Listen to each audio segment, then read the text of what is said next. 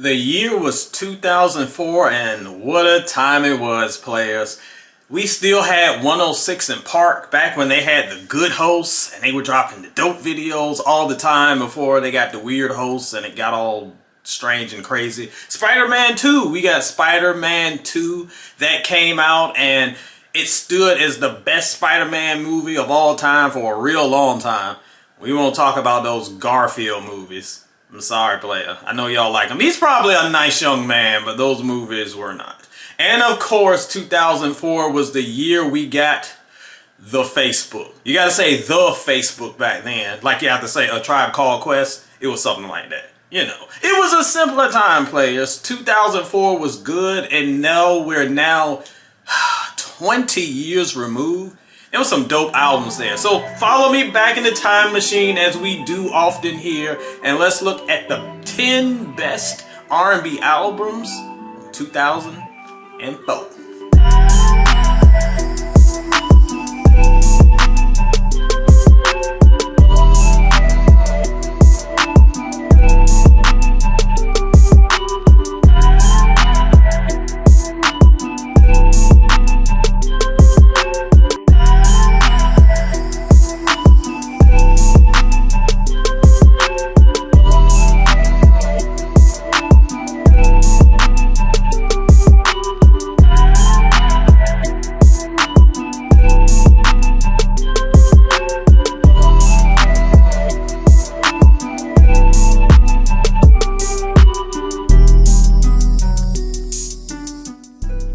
What up, players? Thank you for joining me again for yet another edition of the Soul and Stereo Sessions on YouTube. Y'all know how it goes. So happy to have you with me here today. And like I said a little earlier, today is all about 2004. And it's funny looking back at that year because while now I can say, man, what a great year for music, at the time I kind of slept on it. So I know you're like, why are we talking about 2004? Because we're 20 years removed. Oh my gosh, I am so old. 20 years removed from that year. And for those of us who lived through it, I feel like looking back now, we can see we kind of took it for granted. And here's why. 2004 was 5, 6, 7 years removed from, in my opinion, the best era for R&B in my lifetime, the 90s. And although we were still getting really good albums and some classics that we will talk about here today, of course, nothing was on the level of the 90s because nothing has been on that level where we were getting literal classics every single week, sometimes twice a week. It was insane. So the music was still good, but it wasn't that top tier level of good. So you know how it is. When you have it good, you're like, this isn't that great. But looking back, it was actually really good. And it was way better than we would get in about 5 years time if only we knew where things were headed. But before we talk about that, let's talk about and celebrate the good days of 2004. But before I get into that, let's do some housekeeping, players. You know what it is around here. Take a second to hit the like button on this video if you haven't already. Make sure you subscribe if you're not a subscriber. And when the video's all wrapped up, even if it ain't wrapped up yet, you just want to show me some love, hit the share as well and share it with some R&B fans in your life. Let's talk about the great days of 2004. These albums, in my opinion, still hold up. So let's get to it. The top 10 R&B joints of 2004.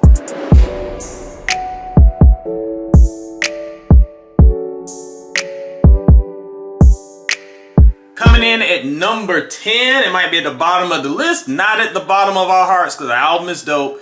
Tamia's More album. I know this one is remembered somewhat fondly today, but mainly because of the singles. We had Officially Missing You, one of my favorite songs from her. The joint with Fabulous that she did. But as an overall project, it kind of gets lost in the shuffle of her more higher profile releases. And I understand that. If I'm ranking Tamia albums, which I might do one day on here on the channel, I wouldn't put this near the top. But it's still very good because when you're as talented as Tamia, everything is dope. Trust me. And this album is one of those instances. We have the big singles, but the album cuts are really what hold this together. So people may go back for it to hear the big songs, but if you stay around long enough, you're going to hear some dope album cuts as well a really good album at a time where R&B was still clicking on all cylinders. We were probably taking it for granted, but to me it wasn't. This was a good one.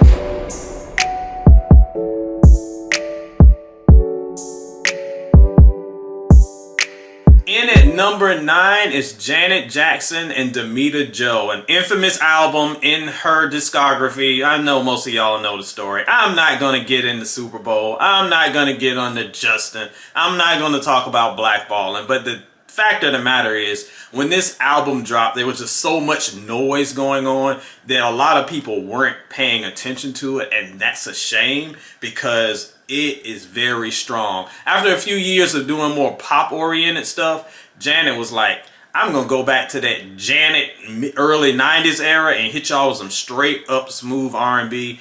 And that's why this album is so strong.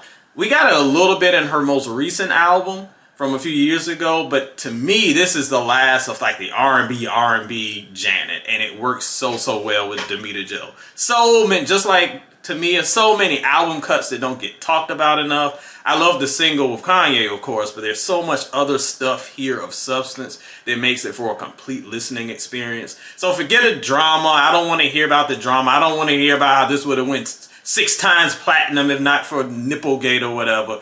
We're going to celebrate what we have, and what we have is a dope album from one of the best.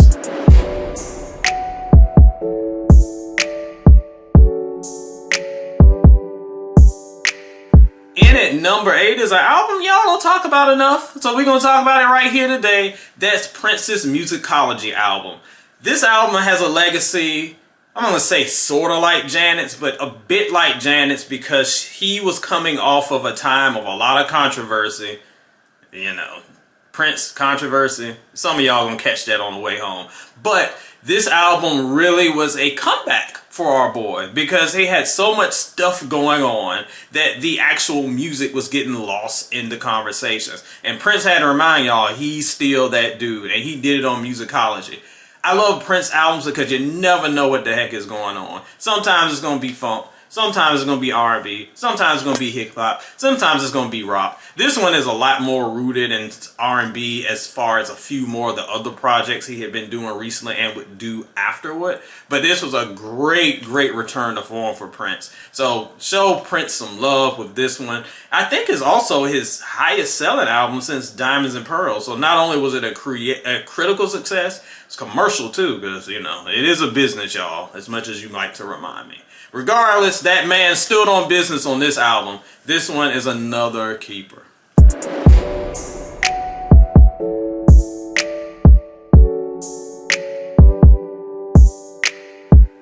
Coming in at number 7, a man with quite the reputation these days among R&B fans, John Legend, Get Lifted, his first album. There was so much hype around John Legend in 2004, and this album was one of those albums that was extremely hyped up, because Alicia Keys was just coming off of her big run, and I remember saying, this is the male Alicia Keys. This dude can sing and he plays piano. An artist who sings and plays an instrument? What crazy times are these? Oh no! This is, y'all think it's bad today. It was getting weird in 2004. Anyway, John Legend came with a lot of high expectations, and he met them on this album. We know what has happened today, where he has kind of gotten away from the sound that made him who he is, and this new stuff, and he's sounding like a lounge singer, and I'm falling asleep, and all of me is all of you. All I want to do is go to bed. He sounds so boring. But before we got there, we had this album, Get Lifted, where he was so focused, so fresh on the scene. We had Kanye, who was not yet had lost his mind, and he was really guiding him along as well. This album still holds up. Definitively, in my opinion, John Legend's best album. To be fair, in 2004, I was a little let down because people had hyped it up so much. I just knew we were going to get a 5-star classic. 5 stars it is not. But regardless of that, judging it on its own, it's a great album that holds up. And honestly, he peaked at the first one.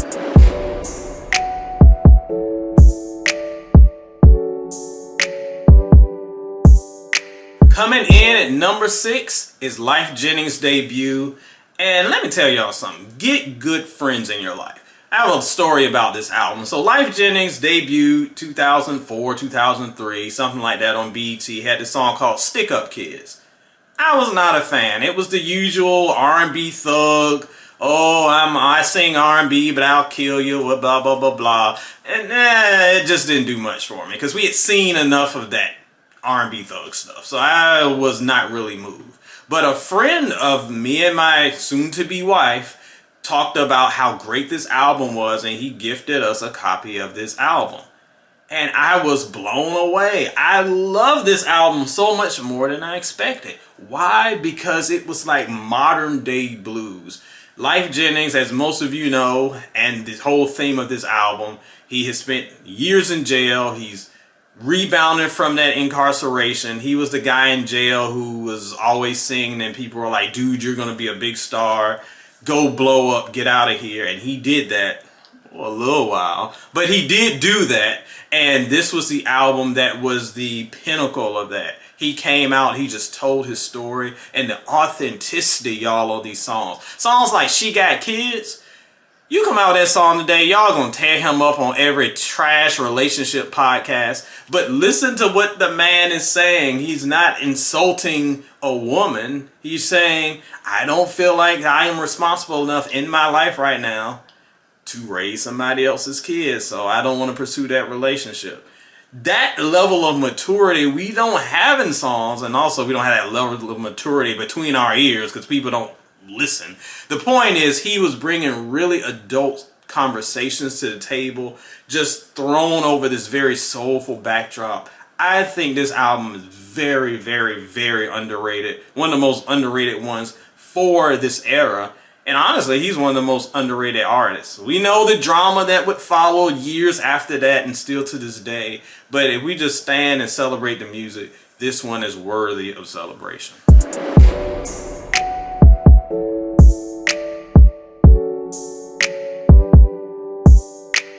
Alright, coming in at number 5. I know some of y'all are going to feel me on this one. Some of y'all might have wanted it even higher. It's Brandy's Aphrodisiac. So it was an interesting era for Brandy because Brandy, even prior to 2004, always had this image, this good girl, this kind of America's sweetheart image. I almost want to compare it to Taylor Swift, but y'all will kick me off of YouTube for saying that. I'm not saying that she's exactly like Taylor Swift, but the image that she had of being like this girl next door, girl that everybody loves, you can take home to your mama. That was kind of always Brandy's image for her first 3 albums. This album is the album she got hood on, y'all. And some people were taken aback. And working with Timbaland was a different sound for her because everyone was so used to Dark Child and that sound specifically for Brandy. And folks don't like change. But I thought this change was for the better because it showed needed growth for her sound. We heard songs from her that we had never heard before. I remember an interview with Timbaland. He was like, y'all, I can't wait for y'all to hear this album. I got Brandy sounding so ghetto. And I was like, well, what is this about to be?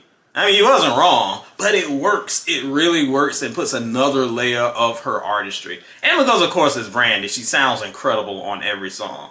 This album, I know, has I won't say a mixed reputation. Some people either really like it or some people think it's the best thing she's ever done. I wouldn't go that far. But this is arguably my favorite Brandy album. One that holds up a little bit better on repeat listens more so than the albums that follow it, for sure, for sure. And one that's definitely a star in her catalog.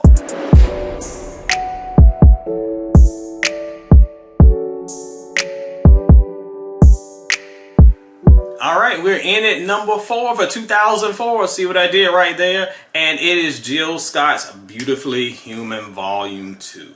A lot of people think this is her best album, and it's hard to argue against that. This and the debut are on equal footing for me. I would put the debut maybe an edge above it, just for like some legacy reasons. But this album is very good. Her sophomore album, there's no slump here. She knocked this one out of the park and retained the consistency that she has been known to have. I really can't say much about it because if you know a Jill album, you know what Jill brings to the table every time. That that soul, that soul that sounds like soul food. Like it just sounds like collard greens and cornbread and just warms your soul. It's just like something to it, but there's also a realness. It doesn't feel forced or fake. And every song just resonates, and the storytelling that she does on it just hits very hard. This album has such a strong legacy. Again, people often say it's her best, and those who say that, I can't argue against it because it's that high on the bar of quality. I think that of the albums of 2004, this one is, actually, since it's number 4 on the list, obviously it's dope. But the thing that makes it stand out more so than albums that I talked about a little bit earlier on the list, with maybe the exception of John Legend, is that it has such a strong legacy for Jill's discography. When you think about Jill, you think about that cutesy little album cover of Baby Jill. You think about the debut, but those two in my eyes are synonymous with Jill Scott, and this album's reputation is a reputation it deserves. An absolute winner for Jill for 2004.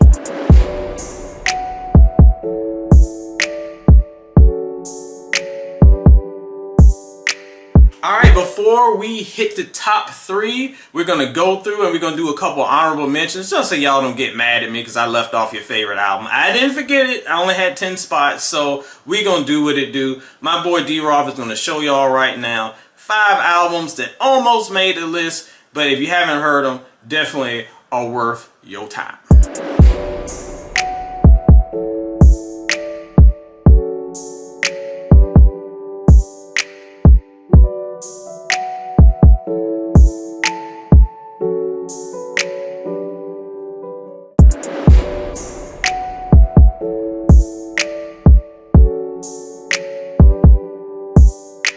Alright, top 3 time, and we're here with number 3, Tidra Moses, Complex Simplicity. This is part 2 of Get Good Friends in Your Life. So in 2003, I would say it was, her single Be Your Girl would often play on Midnight Love. I miss Midnight Love. Shout out to Midnight Love. I'd always watch it when I got home from work because, yes, I got home from work at midnight those days. So this song played regularly. I liked it. I can't say that I loved it, but I liked it. It was cool. And I had a friend that was like, you have to hear this Tidra Moses album. It's incredible. And I'm like, okay. Again, this is 2004. We had plenty of options. It's not like we're dying for good music. Eventually, this friend gifted me this album, and I was blown away. The single is probably the worst song, and the single is not a bad song at all. Don't tell Tidra I said it's bad. It's not bad. Song's dope, Tidra. But there are so many good songs on this album. It is such a complete listening experience. It's crazy to me that this woman did not become a superstar off the back of this album. I know we know why, because you don't have to be talented to be a star these days. Just look at the Grammy nominations. Jay-Z won't lie to y'all. Some of them didn't deserve to be there. Regardless, the point is this album is what we celebrate now, and it is incredible. I mean, Rescue Me, Caught Up, You'll Never Find, which to me features one of the best Jadakiss verses ever. This is Jadakiss we're talking about. Such an incredible album from You Better Tell Her. Like, that song, if that dropped today, that would be a TikTok smash hit. Because it's just, she's just cussing out some girl in the club. I love it. Such a fun album filled with so much personality, so well written as well, and just shows every facet of Tidra's talent. And of course, she's still around today. She's still doing her thing. I love her to death. But this is the album that'll always be high on her legacy, and the one that makes me so sad that so many people missed out on. Do not miss out on this album, y'all. Go check it out.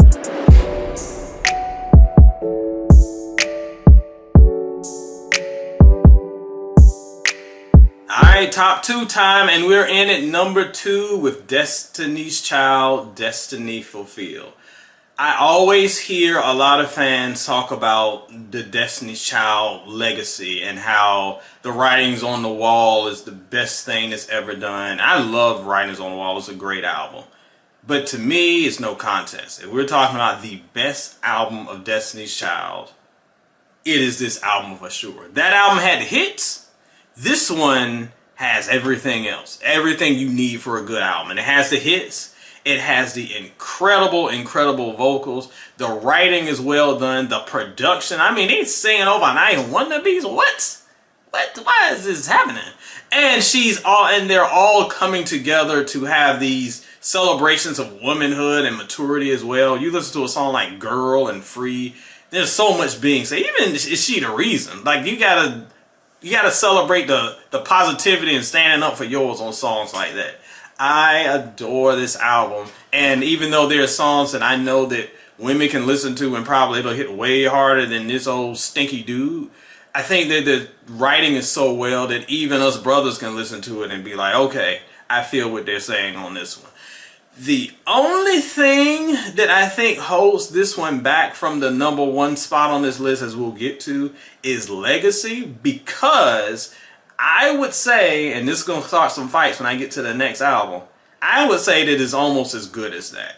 But #1 is #1 for a reason. This one is the best Destiny's Child album.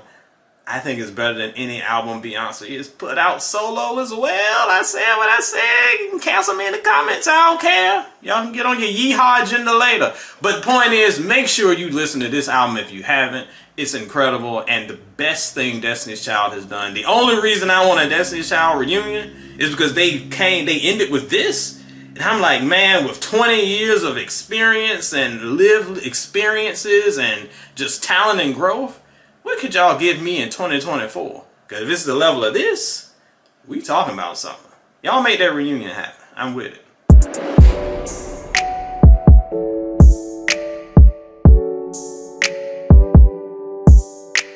And to no surprise of anybody watching this video, the #1 R&B album for 2004 is Usher's Confessions. Quite arguably the last R&B classic. Well, I won't go that far because there are a few that you can make arguments for in more recent years, but probably the last definitive one, and definitely the only one that you can count on one hand. We haven't had more than 4 or 5 in the past 20 years. This one sets the bar for a reason. There's not much I can say. If you're watching this video and you know Usher, you know this album, you know how landmark it is, you know that from years on, even with the release of his new album this year, everybody wants Confessions 2. Everyone wants something as good as this. That bar is too high. It's not going to be reachable. You're not going to be able to get an album of this caliber at this level. I thought the new album was good. Not going to be Confessions, and it shouldn't be. This album is just great because it is sort of like we talked about with Tidra. It is all facets of Usher. You've got the ballads. You've got the radio cuts. I didn't like Yeah, but I can't deny it was a hit. You've got the radio cuts that have become legendary on its own right. You've got the album cuts that still hit and stand strong. You've even got the silly things like the superstar ad-libs and stuff that have taken on a life of its own. Bad Girl. What y'all know about a supermodel? Things like that just are able to kind of permeate pop culture because it is all lived in this album. An incredible experience front to back. However, let me break your heart. I did not think that, although I do call it a classic, I think it's undeniably a classic. I don't think it's a perfect album. I wouldn't give it 5 stars, more 4.5 to me, because it's a little long in the tooth, and I'm not even talking about the special edition. So, not taking away from this album's greatness, but I don't think it's perfect. But what I do think, it is the best album of 2004, one of the last definitive classics in R&B's resume. And it's kind of a shame that we don't have more definitive classics in the past 20 years. R&B artists, step your game up, because we can't just get out of here with just Confessions. Alright, that's it. 10 albums and a few honorable mentions that define 2004, the best R&B of their era. Now it's your turn. You can tell me what you thought about R&B in 2004. Which albums did I forget? What should have been on the list? I know some of y'all wanted Mario in the top 10. I thought he was going to make it. He didn't make it. Album is good though. But share your thoughts below. And this edition of the Soul and Stereo Sessions is a wrap. Can I please go back to 2004 so I can watch Spider-Man 2 again? 2024 ain't hitting on too much. Oh well. Play on, players.